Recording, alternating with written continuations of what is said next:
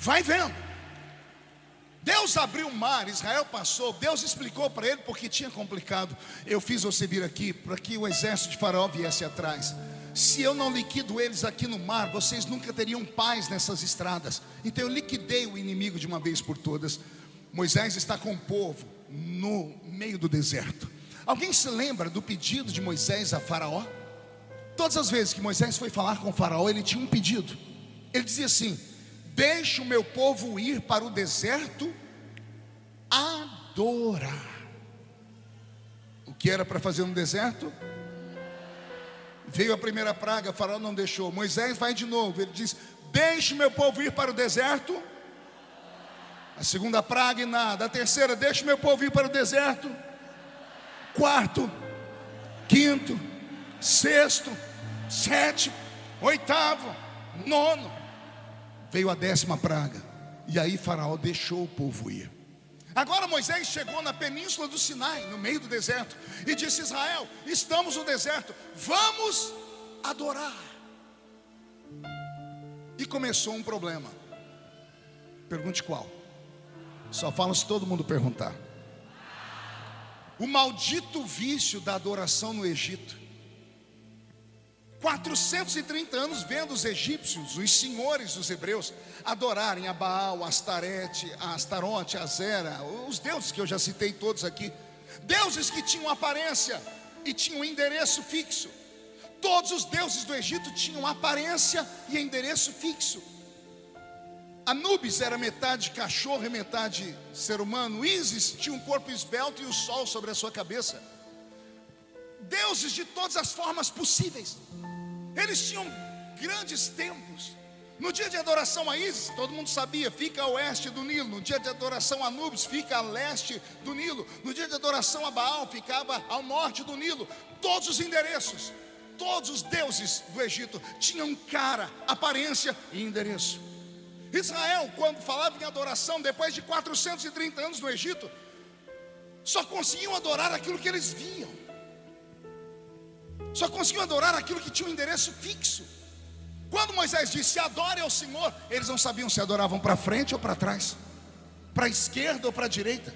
Não sabiam se adoravam ajoelhado ou olhando para o céu. Moisés percebeu que o povo tinha dificuldade de adorar aquilo que eles não viam. E por isso ele disse ao povo: fiquem aqui que eu vou subir ao monte. Quando Moisés subiu o alto da montanha pela primeira vez, ele foi em busca de uma prova física da existência de Yahvé. Anote isso, você nunca ouviu na vida. Moisés subiu ao alto da montanha porque ele foi buscar uma prova física. Porque o povo de Israel, viciados ao ver os egípcios adorarem deuses que tinham cara e endereço, agora estão no meio do deserto. O Deus deles não tem casa, não tem aparência, não tem rosto.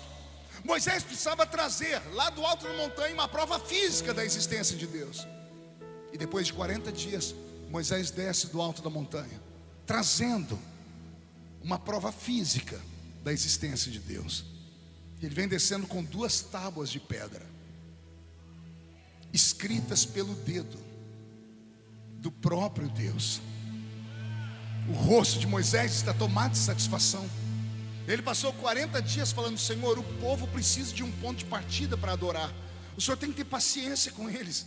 Eles não conseguem adorar porque depois de tanto tempo. Eu sei que Moisés conquistou Deus. E quando Moisés está chegando bem aqui abaixo, ele se encontra com Josué. E quando vão se aproximando do lugar onde o povo estava, há muito barulho. E Josué ainda diz: o povo está em adoração. E Moisés diz: será que aprenderam a adorar? E quando Moisés se aproximou deles, estavam eles adorando sim, mas um bezerro de ouro, adorando um ídolo feito pelas mãos deles. A Bíblia diz que Moisés pegou as 2 tábuas da lei que estavam na mão dele e quebrou as tábuas. Em Deuteronômio capítulo 9 diz que ao quebrar as tábuas, ele voltou imediatamente para o alto da montanha. Mas o capítulo 33 do livro do Êxodo diz que quando Moisés viu o povo adorar o bezerro, ele quebrou as tábuas, desceu, chamou o criador do bezerro, que era o seu próprio irmão Arão, foi incisivo e duro com ele. Arão disse: você sabe como é o povo. O povo, quando nos oprime, ou a gente obedece ou ele nos mata. Moisés releva Arão, mas não releva o pecado do povo. Ele manda pegar aquele bezerro de ouro e queimarem ele até virar pó. E ele pega o pó daquele bezerro de ouro, coloca em tachos d'água e dá para todo Israel beber. E depois Moisés dá um grito: vamos matar os idólatras. E ele dá um grito: eu preciso de guerreiros que tenham coragem de matar os idólatras. São 12 tribos, são 12 irmãos. Quem é que vai matar quem? E não é que no meio de 12 tribos levanta uma tribo de gente maluca, uma tribo que diz: nós pegaremos em espada contra os adoradores de bezerro. E quem é a tribo? É a tribo dos levitas, a tribo de Moisés, porque Moisés era da tribo de Levi. A tribo dos levitas pega as espadas e matam aqueles que adoraram bezerro. E depois que matam esses adoradores para que servisse ao povo como exemplo, a Bíblia diz que Moisés se aparta do povo, entra na sua tenda e começa a falar com Deus: Senhor, eu já começo a me cansar. Eu já começo a me cansar. Nada satisfaz esse povo. Não há milagre que chegue para eles. As pragas do Egito não foram suficientes, eles continuaram murmurando. O Senhor abriu o mar vermelho, eles continuaram murmurando. Eles quiseram pão, o Senhor abriu o céu e transformou o céu numa padaria e fez chover maná. Um dia eles cansaram do pão e o Senhor transformou o céu numa churrascaria e fez cair carne na mesa deles. O Senhor não deixa a roupa deles envelhecer, o Senhor não deixa o sapato deles furar. Durante o dia o sol não queima a nossa pele, à noite o frio não estorrica os nossos ossos, e nem isso satisfaz esse povo. Senhor, parece que eu estou meio perdido. Senhor, eu preciso hoje que o Senhor me escute. E Deus diz: o que você quer, Moisés? Eu preciso ver a sua glória. Eu imagino Deus falando: Moisés, mas você não acabou de falar que o povo viu e viu e viu e viu e não creu? Agora você também. Senhor, é que para mim é diferente deles. Eu vi a sua glória lá no Sinai, eu vi a sua glória lá em Midian, eu vi a sarça, eu ouvi a sua voz, eu vi a minha mão ficar leprosa e depois ela ficar normal, eu vi a vara virar cobra. Eu saí impulsionado do alto da montanha, debaixo de um avivamento. Foi um avivamento para o início. Sim, Moisés, e agora? Agora eu já estou no meio da caminhada. E o que você quer, Moisés? Eu quero um avivamento no meio da minha vida. Mais tarde, parece que com base nessa história, tem um profeta que vai fazer uma oração maluca, dizendo: aviva, Senhor, a tua obra no meio dos anos. No meio dos anos a notifica, e na ira lembra-te da misericórdia. O profeta Abacuque. Mas tem um outro profeta na Bíblia chamado Jeremias, que quando está dentro do calabouço, escrevendo seu último livro, escrevendo e cuspindo sangue, escarrando sangue, porque ele termina os seus dias com a tuberculose, porque ficou em uma masmorra que ficava no subsolo de um palácio, bem próximo aos lençóis freáticos de água, com as paredes cheias de lodo. É assim que termina os dias de Jeremias. Jeremias vai escrever Lamentações, no capítulo 5, verso 21. Ele dá um grito dizendo: Deus, renova os nossos dias como dantes, a não ser que o Senhor esteja sobremaneira irado. Nesses três profetas que eu citei, Moisés, Abacuque e Jeremias, eu começo a entender porque hoje, no alto dos meus 51 anos de idade, viajando o Brasil, porque eu nunca parei de pregar, são 32 anos pregando. Cheguei agora do exterior, nós fizemos 7 países em 23 dias. Alguns países eu tive que voltar 4 vezes. Há uma fome de Deus, há uma vontade, há uma sequidão espiritual como nunca antes visto. E eu sei que muitos não vão concordar comigo, porque olha a multidão que nós estamos aqui, olha as multidões que a gente ajunta. Mas eu sempre ouvi desde criança, e eu sempre reverbero isso: avivamento nunca foi quantidade, avivamento sempre foi qualidade.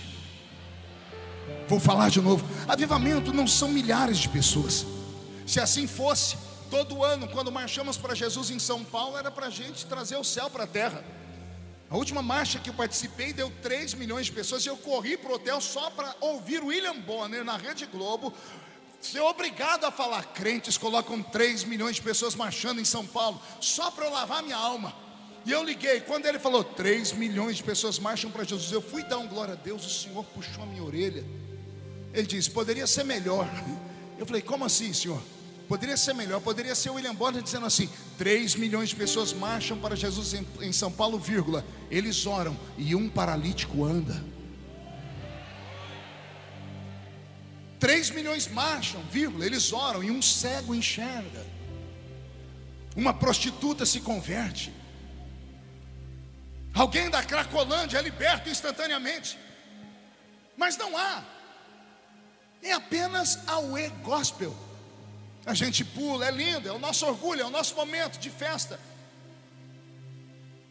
Mas não impacta, não move, não modifica, não assusta, não espanta. Ninguém se aproxima gritando: que quer isto dizer? Só quem lê a Bíblia sabe o que eu estou falando aqui. Era quase 120 crentes no dia de Pentecoste. Estavam todos reunidos no mesmo lugar. E de repente veio do céu um som como de um vento forte e impetuoso, e encheu a casa onde estavam assentados. E foram vistos por eles línguas repartidas como que de fogo, as quais pousaram sobre cada um deles. E todos foram cheios do Espírito Santo e começaram a falar em outras línguas, conforme o Espírito Santo lhes concedia que falassem. Lembra do texto? A Bíblia diz que enquanto isso acontecia, Jerusalém estava em festa. O judeu é barulhento por natureza. Se você ler o texto de Atos 2, você vai ver 14 nações representadas. Tinha judeus que vieram da Frígia, da Panfilha, de Cirene, do Egito, das Arábias. Tinha gente do mundo inteiro. Cerca de 3 a 4 milhões de judeus estavam naquela festa no Pentecostes. 4 milhões de judeus fazendo barulho, comprando, vendendo, cambiando. Some isso, barulho dos animais que eram vendidos para o sacrifício. Põe os vendedores, põe as pessoas que estavam cantando.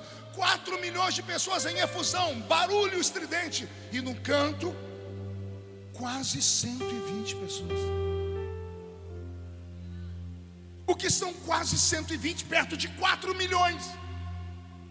Mas esses 120 fizeram um barulho tão diferente que Jerusalém parou para olhar aquele povo. E quando chegaram, viram eles meio estranhos e perguntaram: o que quer isto dizer? Estão bêbados esses homens a esta hora do dia? Aí o Pedro, que até dias atrás negou Jesus diante de uma vendedora de púrpura, medroso, salta no meio da multidão e grita: aqui não tem ninguém bêbado. O que está acontecendo aqui é o que foi dito pelo profeta Joel, que disse que nos últimos dias o Senhor derramaria do seu espírito sobre toda a carne.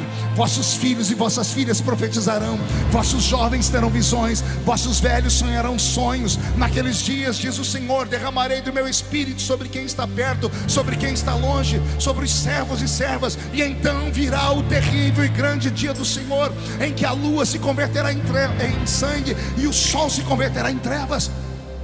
Pedro sacou um texto de dentro da sua alma e gritou, e milhares de pessoas se converteram.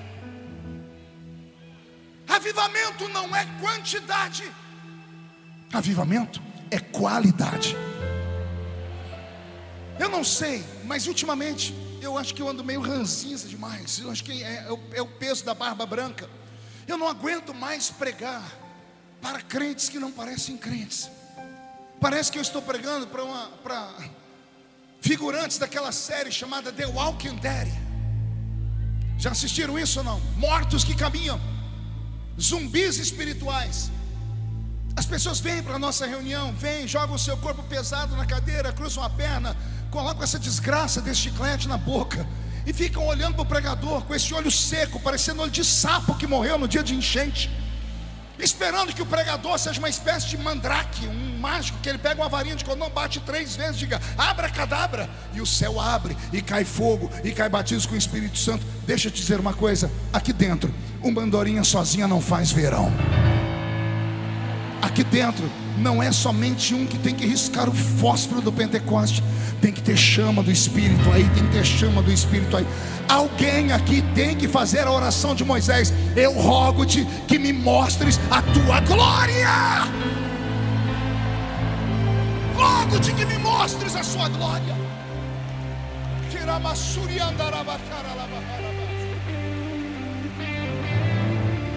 Por gentileza, deixe só o teclado, por favor, obrigado, que eu estou acostumado, meu ouvido está afinado com o dele, obrigado, viu?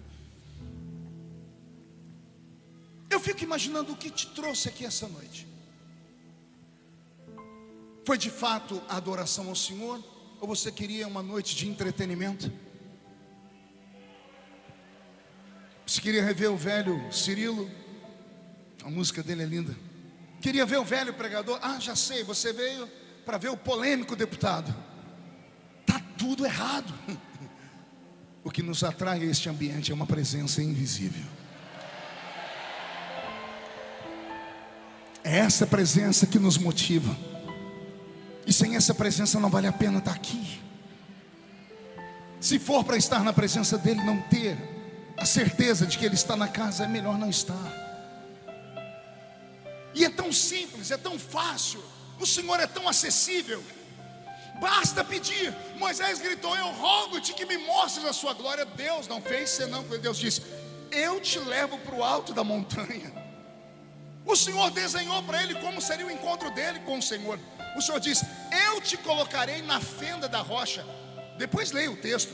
O Senhor diz para ele: eu te colocarei na fenda da rocha. Sabe o que Deus está dizendo? Eu vou te pegar no meu colo. Porque você já tem 80 anos. E o lugar que eu vou te mostrar, você não vai conseguir subir, só uma criança, um adolescente. E como você já é um velhinho, eu vou te colocar, eu vou pegar você no meu colo, eu vou te colocar na fenda da rocha. E para você não morrer, você só vai ver as minhas costas, porque eu vou colocar minha mão no seu rosto. Olha como Deus desenha. Deus é acessível. Pastor, e por que eu não sinto nada estando aqui na igreja? Porque você só entrou dentro da igreja até agora. Entrar na igreja qualquer um entra. Eu quero que você entre no culto. Peguei pesado, vou de novo. Entrar na igreja qualquer um entra. Lá em São Paulo tem uma piada que se conta à torta e à direita. Por que o cachorro entrou na igreja? Alguém sabe? Ah, porque a porta estava aberta. É a piada que se conta. Se até cachorro entra na igreja, e você só por estar aqui acha que está fazendo muito. Na minha igreja, eu sou pastor de igreja. Tem crente que só Jesus na causa. Um dia desse eu estava num culto e chegou um rapaz e disse: seu pastor, o senhor está pegando muito pesado, o senhor bate demais. Falei: querido, a porta da rua é serventia da casa. Tem outras igrejas mais tranquilas aqui. Ele: não, mas o senhor tem que dar graças a Deus que a sua igreja está cheia. Eu disse: a minha igreja está cheia porque eu pego pesado assim, porque eu sou pastor de verdade. Não, mas o senhor podia ser mais leve, pastor. Eu falei: o que você está querendo, rapaz? Disse: o senhor tem que dar graças a Deus que as pessoas estão vindo na igreja. Só de estar aqui já é ótimo. Eu disse: não é ótimo. Se for para entrar aqui dentro e ficar apenas observando, se for para entrar aqui dentro e ficar apenas assistindo, se for para entrar aqui dentro como se estivesse assistindo um show, ou um comício, ou uma reunião do Lions Club, do Rotary Club, da maçonaria, é melhor não vir. Eu não venho aqui para rever amigos, embora fique feliz em vê-los. Entrar num culto como esse, entrar dentro de um quartel-general. Você não entendeu ainda. Todas as vezes que a igreja faz uma festa, a igreja traz soldados experientes do campo de batalha. Cirilo e eu temos cicatrizes nas costas. O pastor não nos trouxe aqui apenas para você nos ver. Ele nos trouxe aqui para a gente dar para você para te dar a fórmula de como é vencer o inimigo lá fora. O verdadeiro inimigo que está lá fora, ele não fica assustado quando ele te vê falando inglês. Ele não fica assustado quando te vê chegar com aquele carro importado, quando ele te vê cheio de dinheiro na carteira, porque a senhora é bonita, passou pelo Ivo Pitangui, deu uma esticada daqui e dali. Nada disso impressiona o diabo. O diabo verdadeiro, ele só recua quando ele encontra na frente dele um canela de fogo. O que é um canela de fogo, pastor? É um crente maluco. O que é um crente maluco? Um crente maluco é um caminhante de dois mundos. Parte dele caminha na terra, a outra parte dele caminha nas regiões celestiais. Com essa parte humana ele entra na igreja, mas com a parte espiritual ele acessa as regiões celestiais. Isso não é invenção minha. Paulo, escrevendo a carta aos Coríntios, diz: quando vocês se ajuntam, nada acontece, mas quando vocês se ajuntam, e uns têm salmos e outros têm testemunhos, aí vocês saem da terra e entram nas regiões celestiais. Alguns crentes que estão só me olhando com esse olho seco, parecendo olho de sapo que morreu no dia de enchente, só estão com o olho seco porque ainda não acessaram as regiões celestiais, não conseguiram sair de Rio Branco. Mas tem uns com a mão levantada, outros estão chorando, tem uns que de repente descolam do banco. Esses já chegaram nas regiões celestiais. O que é que essas pessoas querem? Elas querem ver a glória de Deus.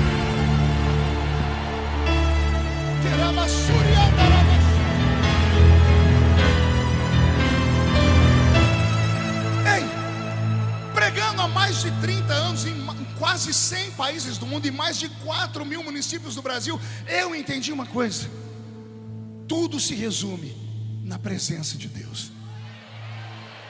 Não é a pregação eloquente, não é a música estridente, é a presença dele. Eu preguei agora no mês de abril, pastor, no maior evento missionário do mundo, que é o Congresso dos Gideões Missionários da Última Hora. Completei esse ano 26 anos pregando naquela tribuna. E todos os anos eu faço o mesmo ritual. Eu vou lá para Camboriú 2 dias antes, me tranco no quarto e só saio do quarto na hora de pregar.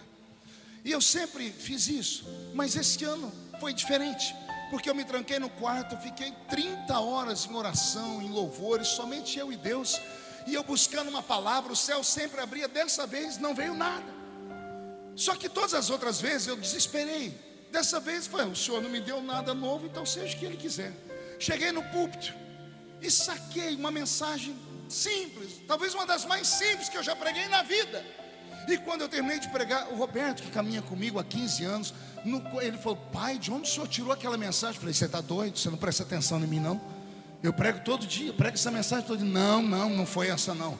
A minha esposa depois disse: meu amor, de onde você tirou aquela mensagem? Os meus amigos, crianças, no dia seguinte foram dar testemunho de batismo com o Espírito Santo. Crianças de 5, 7 anos. Jesus trouxe um renovo sobre o altar. E aí me perguntaram: o que foi que você fez? De onde você tirou a mensagem? Não foi a mensagem. Você está entendendo? Não foi nada novo. É porque eu tirei um tempo com Ele. Ele só queria ficar um tempo comigo, sabendo que eu precisava ficar um tempo com Ele. Fazia tempos que eu não ficava 30 horas com meu Senhor. 30 horas trancado num quarto, chorando.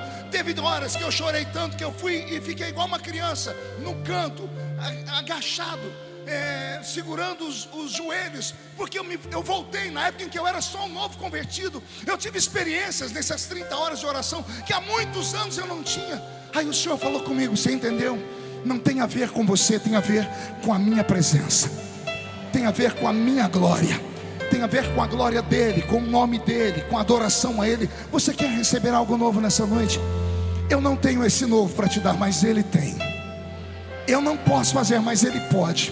Ele pode fazer algo desse jeito. Por exemplo, levante a mão direita, chacoalhe ela para o céu comigo. Agarre o ombro de quem está do seu lado aí, com carinho e respeito. Agarre a pessoa, agarrou? Agarre, tem gente que nem para me obedecer presta ou raça ruim. Agarra o ombro da pessoa que está do seu lado, chacoalha ela até ela ficar irritada. Agora irrita ela. Não, com vontade, chacoalha ela com vontade. Diga: Deus te trouxe aqui para isso. Sacode ela, sacode, diga: para isso. Diga: Deus te trouxe aqui para te dar um sacode nessa noite.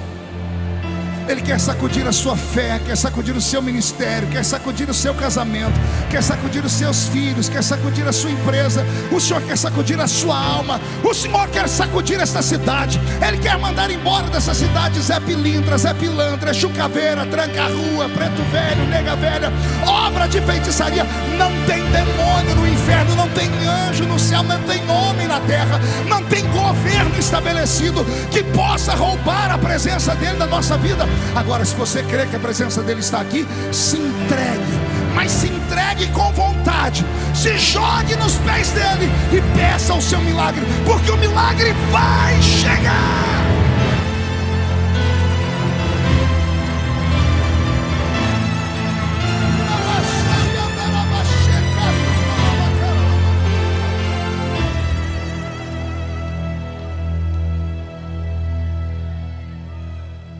Eu entendo Moisés. Ele viu o povo adorando bezerro. Na mente dele, é como se o ministério dele não tivesse sido confirmado. Então ele falou: Senhor, mostra a sua glória para mim de novo. Eu preciso desta afirmação. Eu preciso dessa experiência. Não é errado pedir.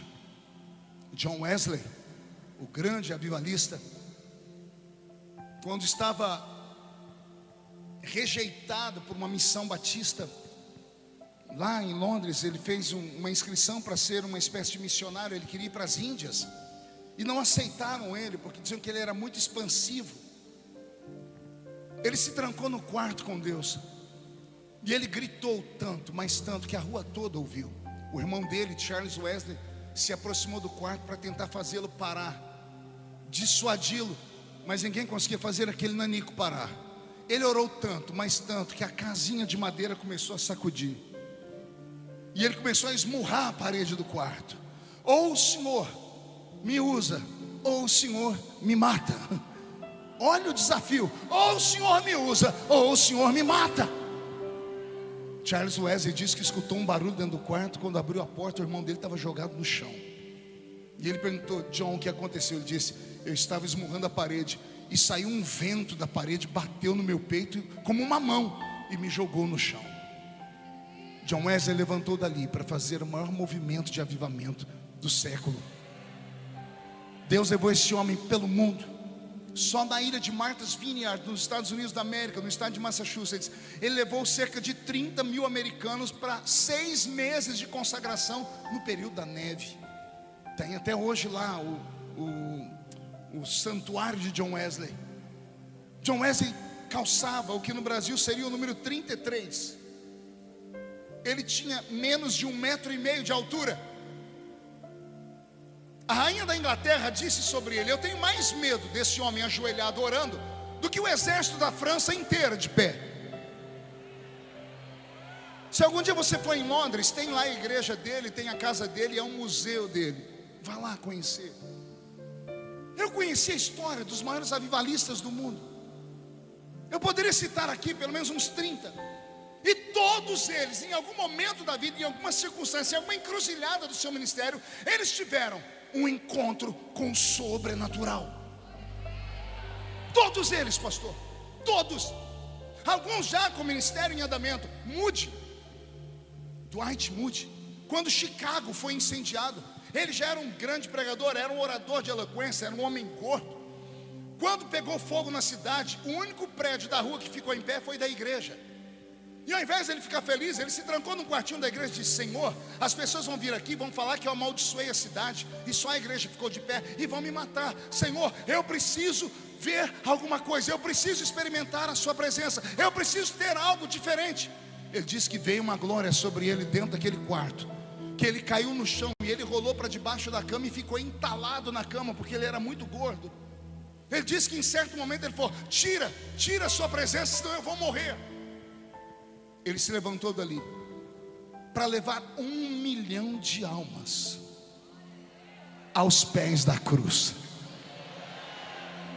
Ele conta que ele pregou os mesmos sermões depois desse dia, mas todo mundo que ouvia dizia: tem algo diferente. O que é que esses homens e mulheres conquistaram que nós não podemos conquistar? Talvez a prioridade, talvez essa entrega, essa devoção, talvez esse desejo, esse anelo, essa ansiedade, essa vontade de acreditar que Deus pode ser não apenas o Deus da congregação, mas o seu Deus pessoal, ser o seu Deus amigo. Porque a Bíblia diz que Moisés falava com Deus face a face, como quem fala a um amigo.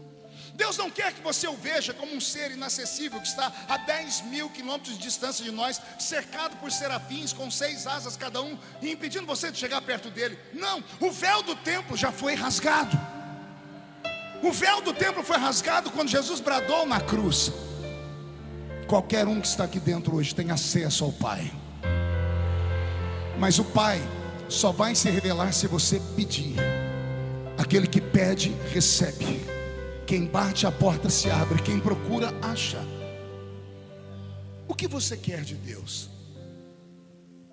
Será que nossos pedidos não estão muito tacanhos, pequenos? A gente vem para a igreja e nós buscamos um Deus que é dono do ouro e dono da prata apenas. Queremos que Ele resolva todos os nossos problemas financeiros. Ele pode resolver, mas não seria a gente diminuí-lo e colocar Ele numa dimensão muito pequena, na nossa esfera? Nós estamos igual os discípulos lá em Atos dos Apóstolos, capítulo 1. Jesus ressuscitou, marcou um encontro com eles. Ele está na frente deles dizendo: eu estou indo embora, vocês têm alguma pergunta para fazer?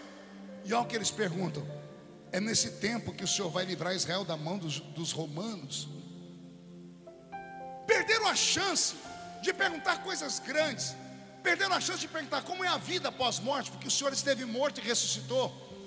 Quem foi que o Senhor anunciou o evangelho aos mortos? Como foi que o Senhor tirou aquela turma de lá? Eles poderiam ter feito perguntas estratosféricas, metafísicas, quânticas, mas olha o que eles perguntaram: é nesse período que o Senhor vai tirar a gente do jugo de Roma?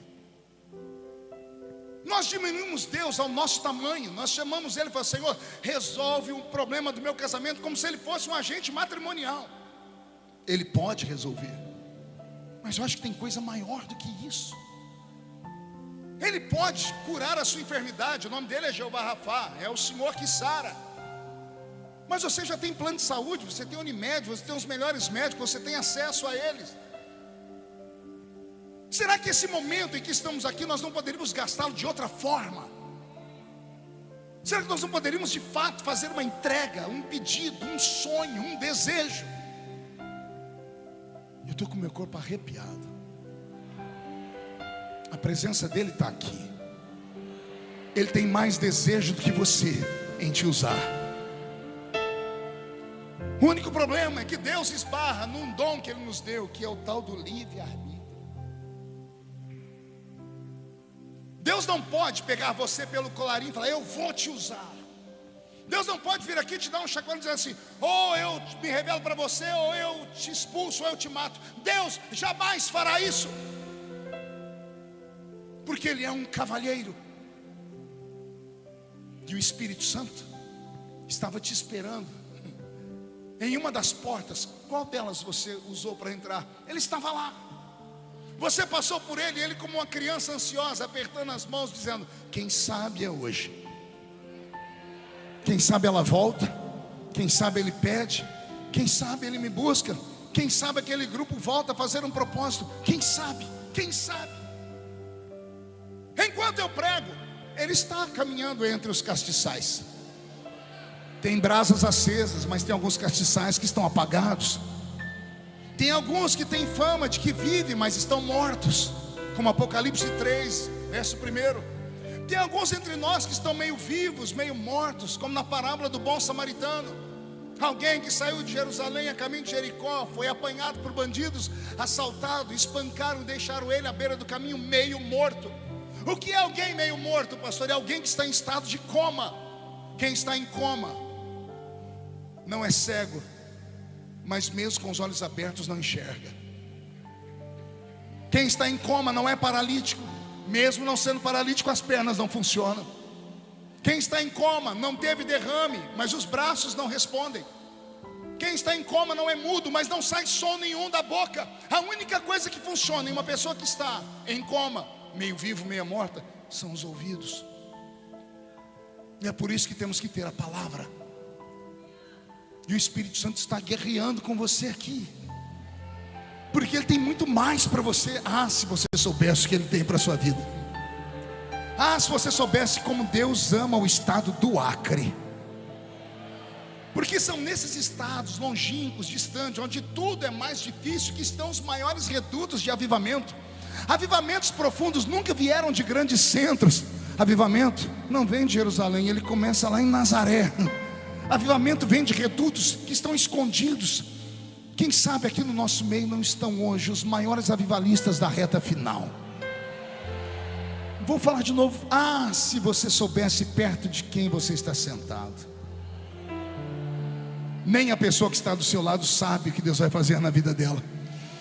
Enquanto eu estou falando, o Espírito Santo está lá trabalhando, porque é Ele quem convence. Eu não convenço você de nada, é Ele. E se Ele está falando no seu coração, se veio agora uma vontade de chorar, porque tem muita gente chorando, não é a minha voz, não é a melodia do Roberto, é a presença dEle. É Ele dizendo: tenho que preparar a igreja para o arrebatamento. Em todos os países por onde eu estive, o povo nativo dos países gritaram dizendo assim: manda brasileiros para cá.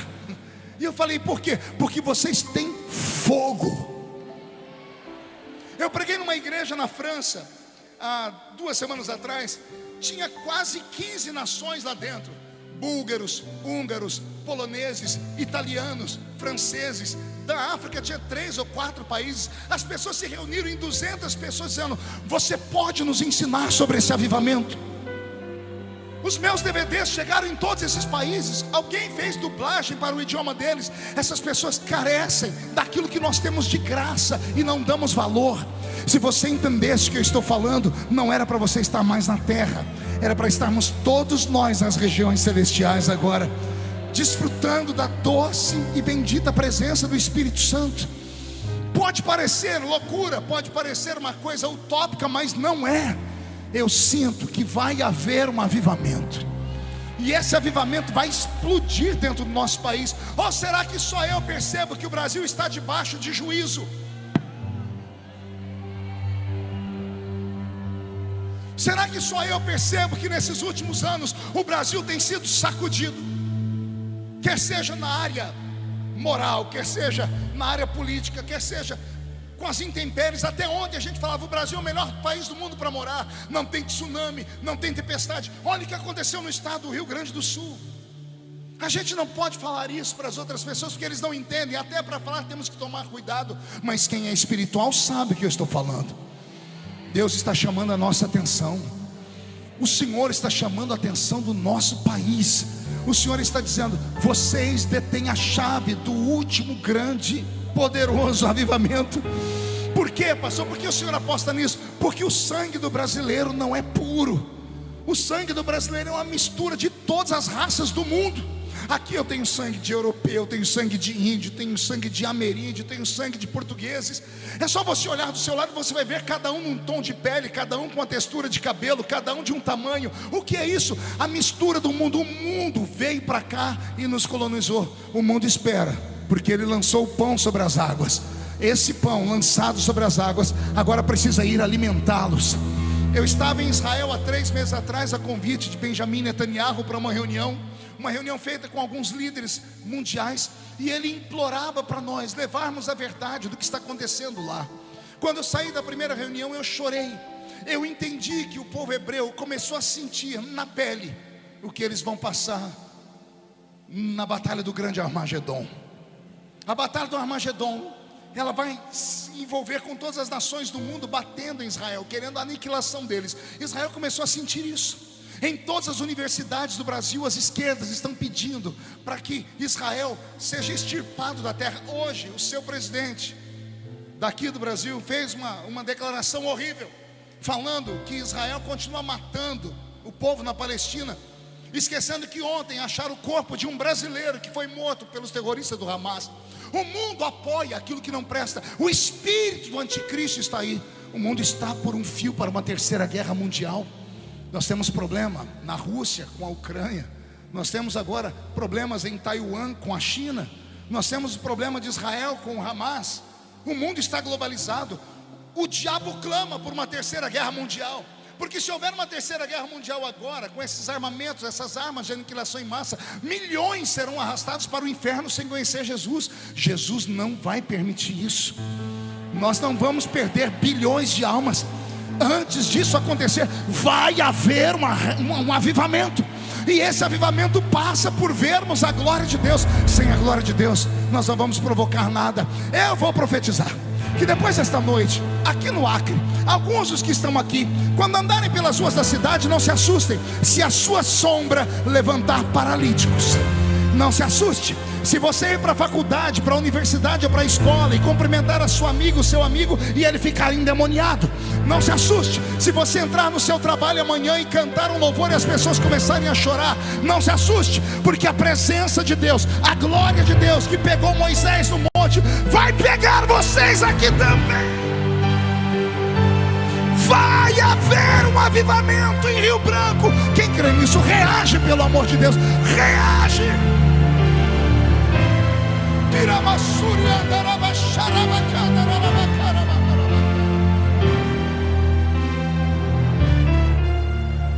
Sente mais um minutinho, eu já estou terminando.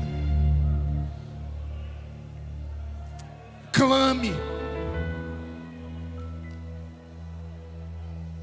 Quanto tempo faz que você não fala em línguas? Qual foi a última vez que você teve um sonho profético? Qual foi a última vez que você evangelizou uma alma? Qual foi a última vez que você teve orgulho de falar para alguém que você é crente?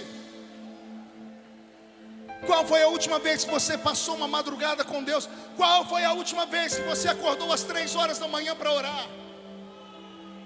Qual foi a última vez que vocês, casais, que estão gastando fortunas com terapeutas, e não é errado, continue, mas poderiam resolver isso com seus joelhos dobrados na madrugada, pedindo auxílio para o psicólogo dos psicólogos, que é o Eterno? Qual foi a última vez que você contou para os seus filhos as suas experiências espirituais? Qual foi a última vez, jovem, que você teve acesso ao céu? Ou você é dessa turminha mais nova, que gosta de ouvir esses pregadorzinhos mais jovens, que gostam de falar descolados, e dizendo, não importa o que você fez no verão passado, você é querido.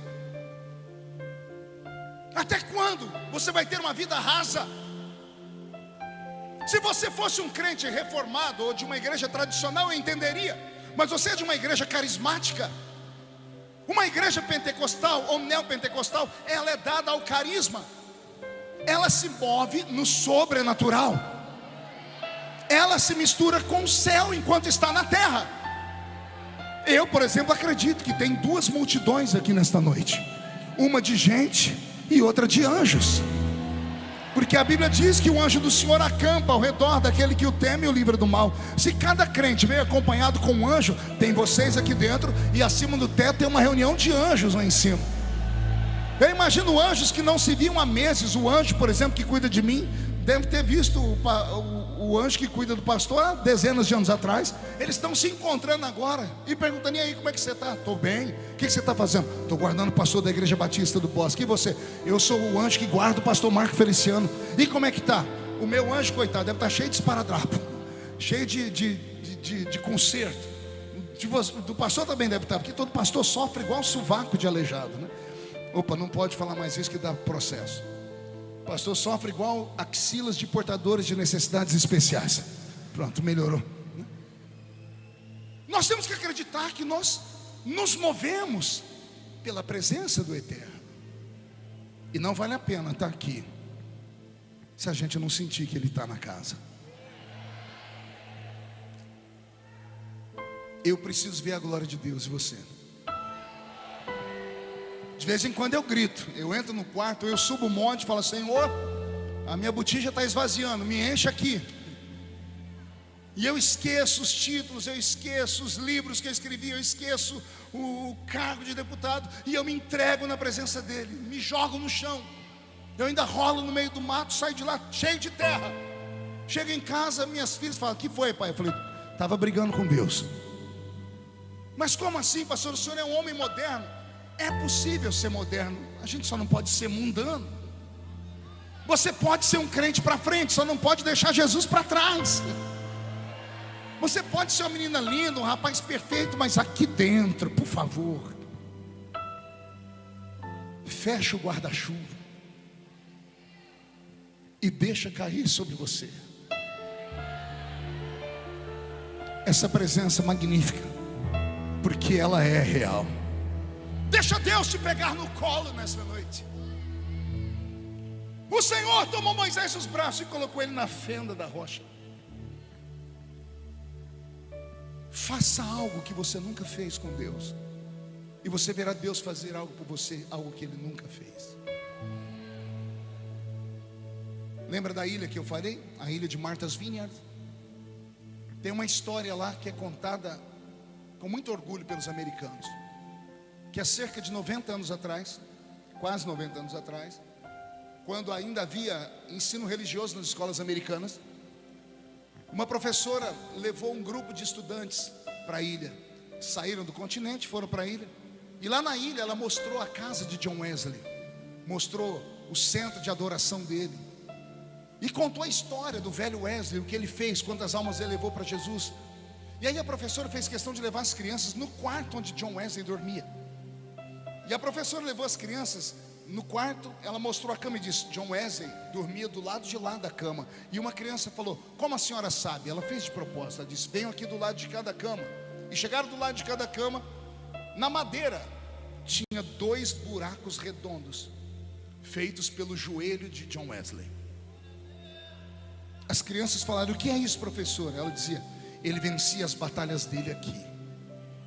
Ele orava de 10 a 12 horas ajoelhado por dia. Ai meu Deus, 12 horas ajoelhado falando com Deus. E a professora disse: Jesus está procurando um novo Wesley. Saíram as crianças para o piquenique. Terminou o piquenique, entraram no ônibus, foram fazer a contagem. Faltou um menino, William era o nome dele. As monitoras correram para a ilha.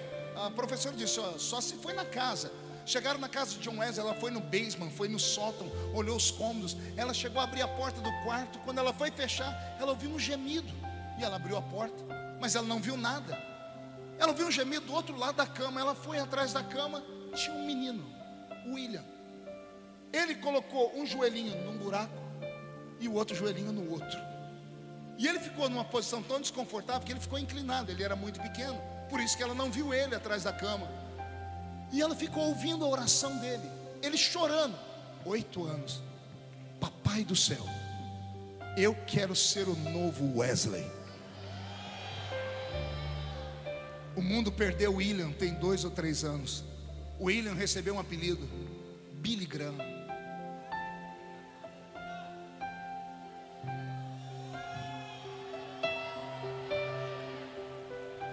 Se Deus ouviu a oração de uma criança, por que Ele não pode te ouvir hoje? Há 6 meses atrás, o mundo inteiro, Cirilo, parou para olhar o estado do Kentucky. Uma universidade. Vocês acompanharam aqui? Avivamento numa universidade. Eu parei para estudar aquele avivamento e eu dei tanta risada. Foi um avivamento em uma capela, não foi em uma igreja. Uma igreja, ela tem denominação. A capela de uma faculdade é usada por qualquer aluno de qualquer seita religiosa, ou até para quem não é religioso, mas quer fazer os seus trabalhos de esoterismo. Basta ir fazer um agendamento. É uma universidade americana, um dos países mais progressistas do mundo. Você sabe como é o recreio de uma universidade? As tribos saem para o recreio. A tribo da pornografia vai para um canto, a tribo das drogas vai para o outro canto, a tribo do sexo livre vai para o outro canto. As tribos se dividem. É um antro. As universidades americanas são um antro, porque lá vale tudo e um pouco mais. É como se fosse a USP de São Paulo. Vocês devem ter acompanhado esses dias a quebradeira que deram lá. Meninos e meninas fora desse mundo, a cabeça alienada. No meio de uma universidade, 5 meninos, na hora do recreio, resolveram ir para a capela. Não tinha ninguém. Falaram com o diretor e entraram na capela. Não tinha ninguém com a viola.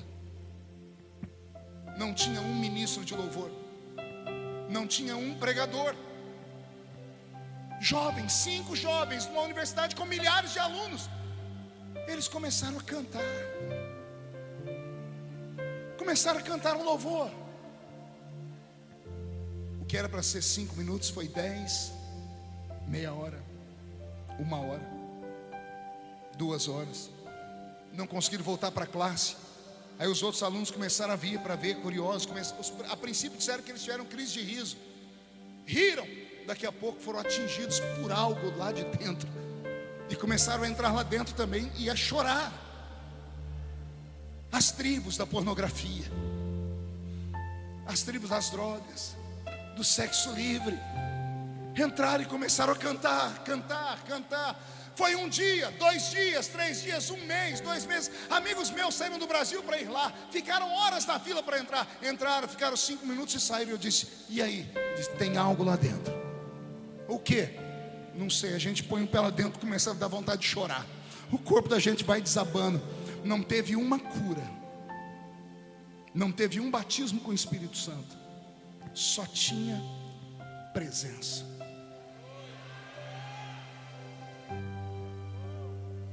Eu fiquei imaginando: Senhor, o que o Senhor fez? Deus cuidando de 7 bilhões de seres humanos, a maioria, todo mundo perdido, os cristãos tudo dividido, aquela loucura de mundo subindo, uma carniça para o céu, porque o mundo jaz o maligno, só fedor, só cheiro de milhões de crianças abortadas, cheiro de violência, cheiro de divórcio, cheiro de tudo que não presta. E de repente um fiozinho de perfume, e Deus detecta. Eu senti o perfume, está vindo ali, Estados Unidos, está vindo de uma universidade. Quando Deus viu 5 meninos orando no meio de milhares que não queriam orar, o Senhor disse: cerque aquele lugar, uma redoma, foco de avivamento. Foco de avivamento. Meu corpo subiu um arrepio pelo alto da coluna aqui. Será que Deus não quer transformar este santuário num foco de avivamento? Vocês estão preparados para começar a receber caravanas do Brasil inteiro? Não são pessoas da igreja de vocês que já existe há mais de 60 anos, vocês têm muitas congregações. Eu estou falando de caravanas que vão ouvir falar do que está acontecendo aqui. E quando alguém falar que é no estado do Acre, um lugar onde só tem um voo diário para chegar, o povo vai querer ver. E quando pararem os ônibus aqui na frente, os carros, falarem: é aqui que tem o foco de avivamento. Vocês, a criança, abrace esse povo, ore com eles, e que esta chama que Deus quer acender aqui incendeie o Brasil inteiro. Eu falo o que já disse e repito com autoridade: vai haver um avivamento.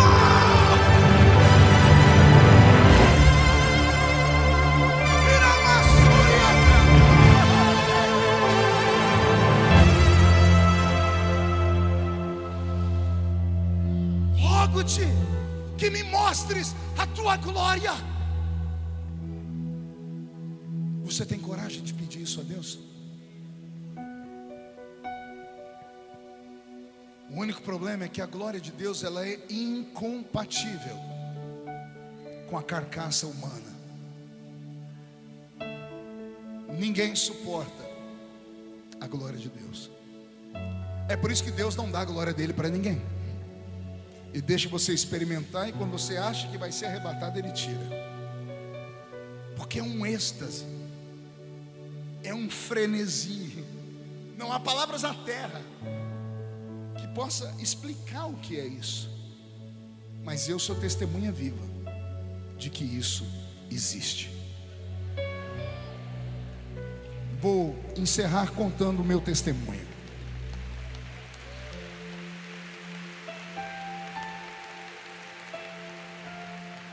Raramente eu conto meu testemunho, mas hoje eu senti.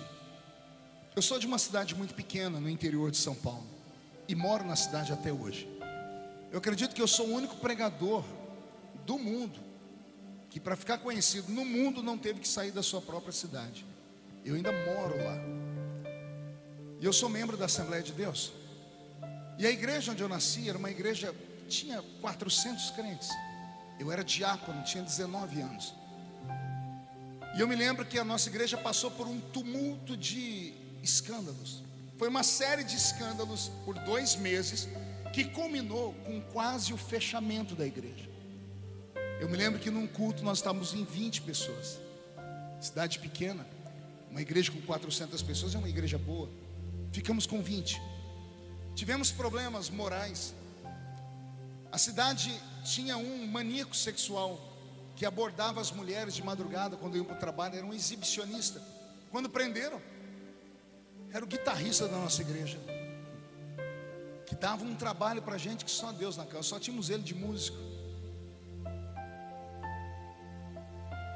Minha cidade só tem uma empresa grande, que é uma metalúrgica, e lá trabalhava 30% dos membros da igreja. E dentro dessa empresa, a polícia entra e prende um rapaz que abusava sexualmente da filha, desde que ela tinha 8 anos de idade, e era membro da nossa igreja. Tudo de uma vez. Teve mais 2 escândalos que eu não tenho nem coragem de dizer, porque é coisa mais baixa do que tudo isso. O pastor da igreja foi arrancado. E aí chegou um pastor do Nordeste, pastor Valdivino, e ele marcou uma reunião com os obreiros. Eu era diácono nessa época. Estávamos lá, uns 10 homens. E ele falou: olha, eu estou cansado, vim do Nordeste, eu quero saber como é que está a igreja. Contamos a história. Ele falou: pois bem, Deus vai trazer um avivamento. Aí ele falou assim: quem é o pregador de vocês aqui? Aí apontaram para mim, disse: é o Feliciano. Ele disse: você pode pregar hoje à noite, filho? Eu falei: não. Por que não? Eu disse: porque está difícil pregar aqui, pastor. Eu estou quase para ir embora da cidade, está dando vergonha. Nossa igreja está vazia, escândalos. Esse homem ficou em pé, ele deu um tapa na mesa, apontou o dedo para mim, ele usou uma linguagem que eu nunca tinha ouvido na vida. Ele falou assim para mim: você é um homem de Deus ou você é um saquinho de pipoca? Até hoje eu não entendi o que ele quis dizer. Eu sei que eu me senti ofendido. Eu falei: eu sou um homem de Deus. Ele falou: então prova, prega hoje de noite. Eu disse: eu vou pregar. Ele disse: eu vou ver. 2 baixinhos, só Deus na causa. Eu fui para minha casa naquele dia, era umas 5:30 da tarde. Eu morava numa casinha de 3 cômodos, era recém-casado. E eu falei para minha esposa: fique no quarto, porque eu vou orar aqui até a hora do culto, porque eu preciso que Deus me visite hoje. Falei para ela: o pastor mandou eu pregar e eu estou com medo. Eu nunca senti medo de pregar, mas hoje eu estou com medo. Aí eu coloquei um toca-fita desse tamanho que a gente tinha, coloquei Vitorino Silva cantando. Tem uma assembleiana aí perdida. Vitorino Silva. Esses eram os louvores de adoração que a gente tinha. Não tinha Cirilo na época ainda, né? Era muito lá atrás. E aí, com o som do pastor Vitorino cantando, eu dobrei meu joelho, encostei meu cotovelo no assento do sofá, minha testa no encosto do sofá, e fiz uma oração sincera. Eu falei: Deus, eu nunca subi sozinho no púlpito da nossa igreja, mas hoje eu preciso de uma experiência, eu preciso de uma certeza, eu preciso que a sua glória venha comigo. A minha oração não durou 5 minutos. Do encosto do sofá veio um vento quente, como uma mão que bateu na minha testa e me jogou para trás. Eu caí para trás na sala e eu não conseguia mais abrir os olhos. É como se tivesse uma luz muito forte dentro da sala. As pálpebras estavam ficando vermelhas e meu corpo começou a tremer. E eu falei: Jesus, que é isso? Eu fiquei com medo. Eu falei: Deus, não me mata, não me mata. Eu me encolhi, eu falei: Deus, não me mata. E aí a voz do Senhor falou comigo: não é a morte, é a minha presença. Hoje eu estou te dando um ministério de fogo para as nações. Onde você não conseguir chegar, a sua história vai chegar na frente. E eu vou levantar um exército através da sua vida. Tudo isso para mim não tinha passado mais do que 10 minutos. Quando terminou esse momento, essa epifania, essa luz sumiu da sala e eu consegui abrir os olhos. Eu fui ficar em pé, eu caí no chão por 2 vezes, não tinha força. Sentei no sofá, olhei para o relógio, tinha passado quase 1 hora. Aí eu entrei no quarto. Aí a minha esposa conta a história, porque daqui em diante só ela viu. Ela disse que eu entrei e falei para ela: se prepare que nós vamos para o culto. E ela falou que eu parei de falar com ele e comecei a orar em línguas. Ela disse que eu me troquei falando em línguas. Fui para o carro, eu tinha uma brasilinha velha, esperei ela dentro do carro falando em línguas. Ela disse que eu fui dirigindo falando em línguas. Eu não me lembro nada disso. Ela disse que eu cheguei na porta da igreja como fiel diácono na Assembleia de Deus. Fiquei do lado de fora da porta da igreja esperando os irmãos. Ela disse que ela entrou lá de dentro, ela ficava me olhando. Ela disse que em certo momento eu estendi a mão e fiquei abraçado com alguém. Os irmãos dão testemunho que me viram eu abraçado, como se eu estivesse falando com alguém, mas eu não me lembro nada disso. E eu não parava de orar em línguas. Eu só me lembro quando o pastor me chamou o meu nome no púlpito. Ele disse: vamos ouvir o diácono Feliciano pregar. Foi daí em diante eu me recordo. Eu saindo dali, meio zonzo, subi ao púlpito. A igreja, para minha surpresa, ficou cheia naquele dia. Acho que a notícia esparramou, o povo queria conhecer o novo pastor da igreja. E eu abri a Bíblia em João 3:8. O vento sopra onde quer, ouves a sua voz, não sabes de onde vem nem para onde vai. Assim é todo aquele que é nascido do Espírito. Como todos estavam de pé, porque a cultura, as pessoas querem de pé em leitura da palavra na Assembleia de Deus. Quando eu fechei a Bíblia, fechei o olho e comecei a orar em línguas, fui tomado pelo Senhor. Quando eu abri o olho, as pessoas estavam caídas dentro da igreja. Caíram mais de 300 pessoas no chão. Ninguém soprou, ninguém jogou paletó, não teve nada disso. Foi um mover de Deus dentro da igreja. As pessoas começaram a rolar debaixo dos bancos, começaram a vomitar a enfermidade. Jesus começou a batizar com o Espírito Santo crianças. Isso era umas 8 horas da noite. O culto acabou quase 3 horas da manhã. O pastor, assustado com tudo aquilo, que nem ele nunca tinha visto. Gente, quarta-feira que vem o culto é lá no outro bairro, na vila, e o Marco Feliciano vai estar pregando de novo. E eu fui. Quarta-feira a igreja entupiu de gente na rua, o povo colocou cadeira no meio da rua. A notícia esparramou, a cidade pequena.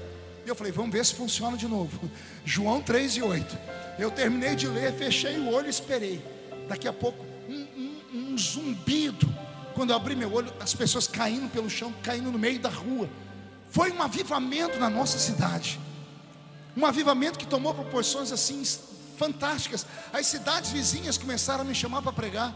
As cidades ao redor, outros estados. E ali nasceu esse ministério que Jesus me deu. Agora, segure. Agora vem a parte triste. Eu sou assembleiano. Quando o ministério da minha igreja descobriu isso, mandaram me chamar. Pastor presidente de Ribeirão Preto. Uma reunião com 200 pastores. Me sabatinaram.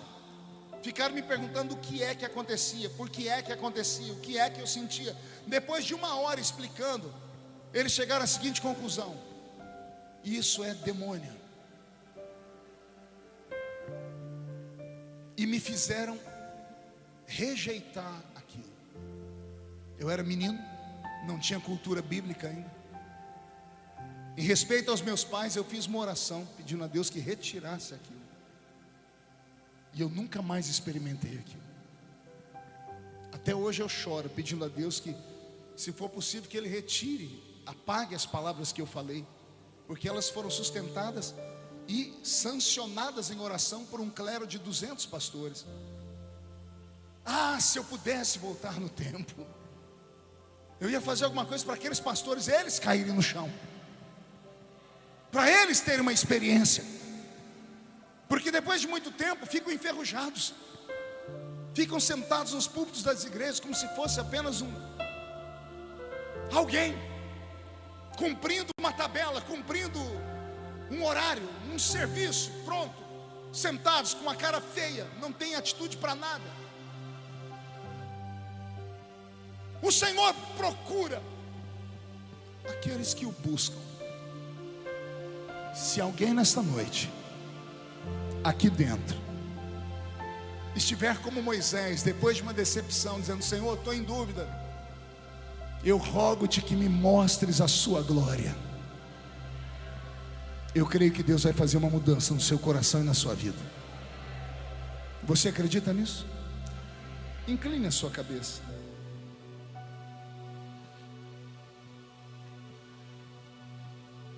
Senhor, atrás de mim tem uma placa escrito: incendeia.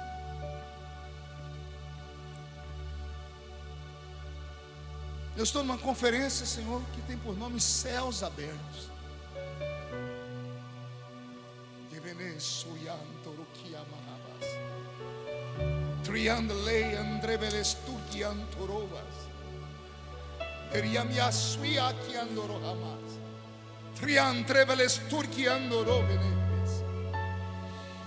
Senhor, se há verdade no que eu estou falando,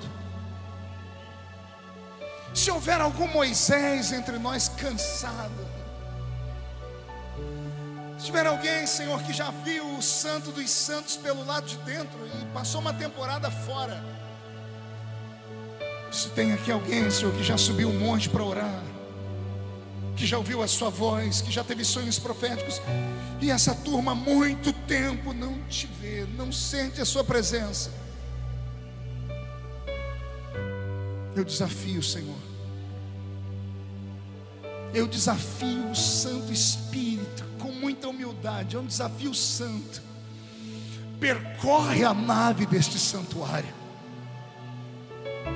e se houver alguém que tem coragem, Senhor, que ele peça, que esta pessoa comece a gritar, se for preciso: rogo-te que me mostres a sua glória.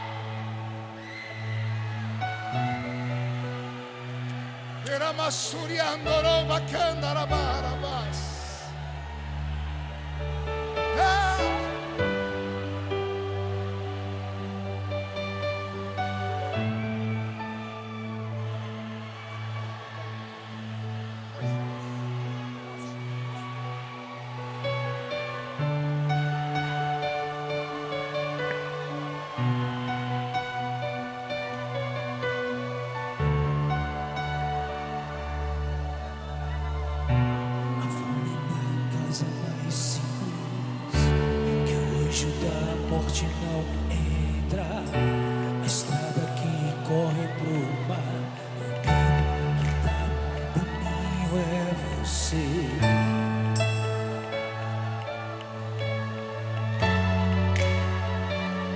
É você.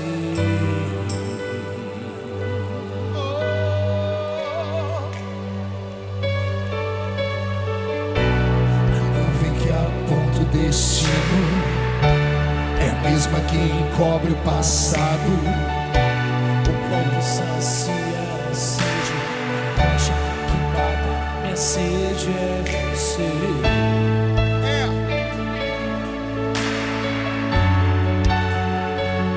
É você.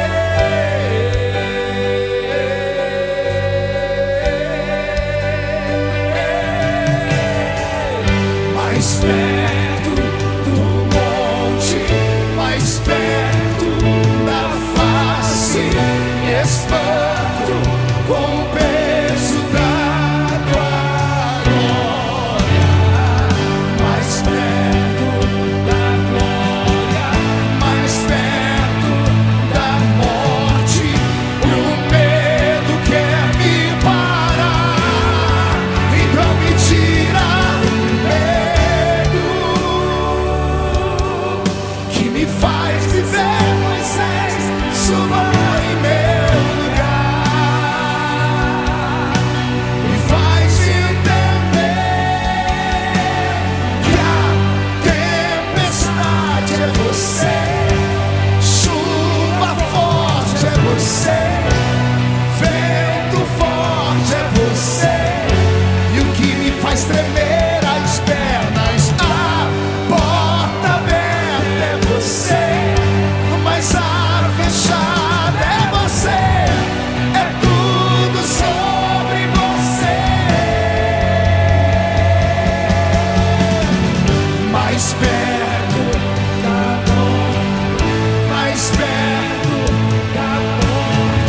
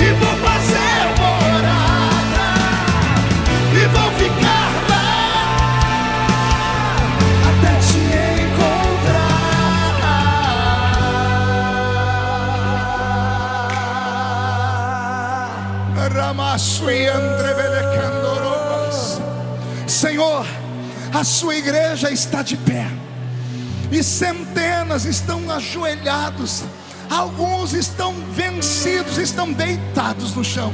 Todos querem ver a sua glória. Senhor, transforma esta igreja num oceano nesta hora. Faz os seus filhos navegarem de novo, como os nossos velhos pais navegaram. Abre o céu, Senhor.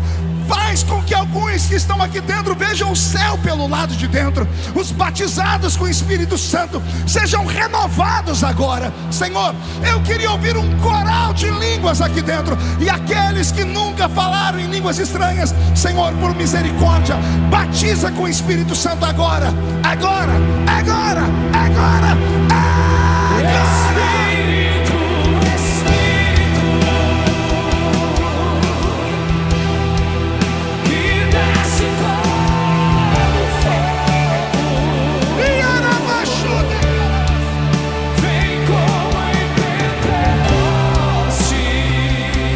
Incendeia a igreja, meu Pai.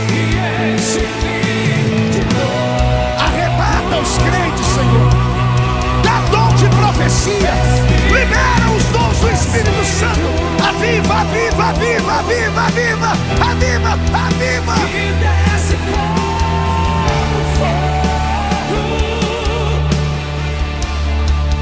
Vem como em Pentecoste.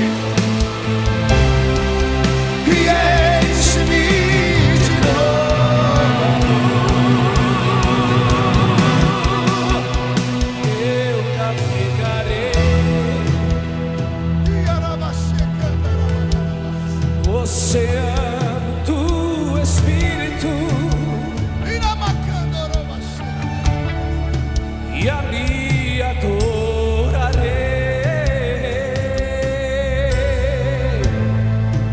ao Deus do meu amor.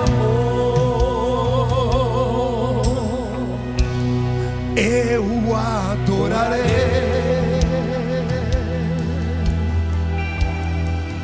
ao Deus da minha vida, que me compreendeu sem nenhuma explicação.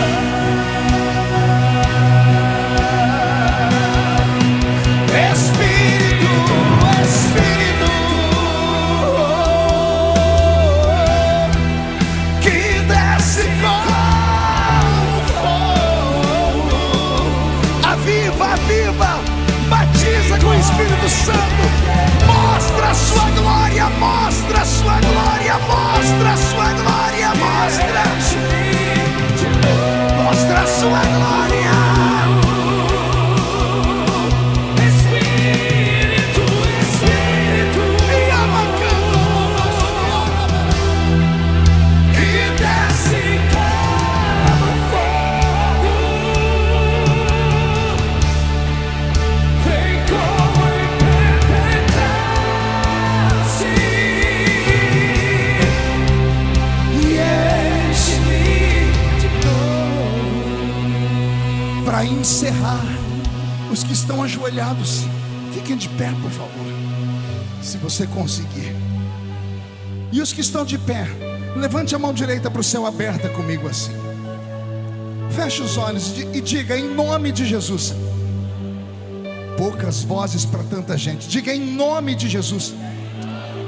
Todos os demônios que lutaram contra a minha vida, minha família, meu ministério, a minha igreja, o meu estado, que roubaram os dons, a presença, a santidade, eu ordeno, venha para a palma da minha mão.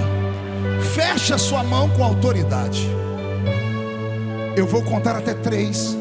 No 3 nós vamos jogar no chão e vamos pisar em cima, para se cumprir Lucas 10:19. Eu vos dei poder para pisar sobre serpentes e escorpiões, sobre todo o poder do diabo, e nada fará mal a vocês. Só tome cuidado para não pisar em alguém que está caído aí no chão, deitado. Depois que você jogar no chão e pisar em cima, você precisa abraçar duas pessoas, porque a Bíblia diz que quando dois ligam na terra, é ligado no céu. Você nunca mais será o mesmo. 1,5, sua família sentirá orgulho de você de novo. 2, quem viver verá para ver o que Deus fará na sua vida até dezembro desse ano. 2,5, esse ministério da Igreja Batista do Bosque vai crescer a 100 por 1. 2,75, Rio Branco será chamado de capital do avivamento do Brasil.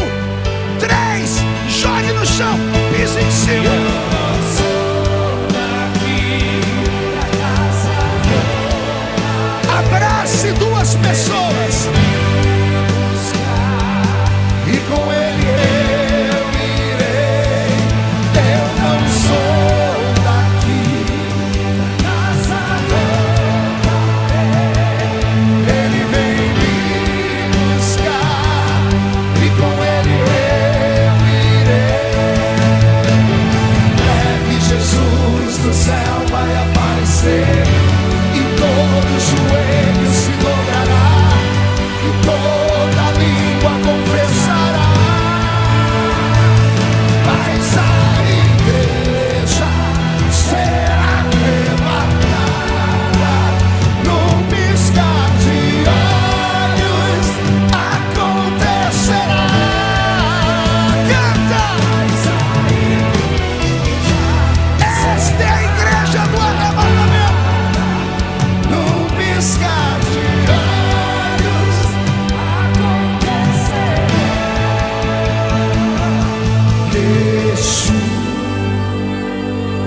Yeshua, o Messias aguardado, ele vem me buscar. Chame por ele, cante. Cadê a voz da igreja? O Messias, Ele vem me buscar. Mais uma vez. Yeshua, Yeshua, Messias aguardado, ele vem me buscar.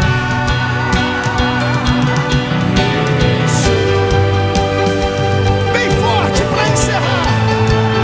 o Messias aguardado, Ele vem me buscar.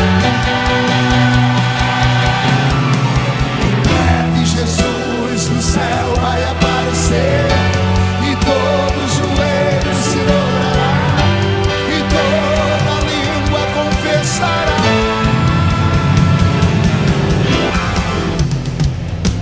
Será arrebatada num piscar de olhos. Acontecerá. Canta! Será num piscar de olhos.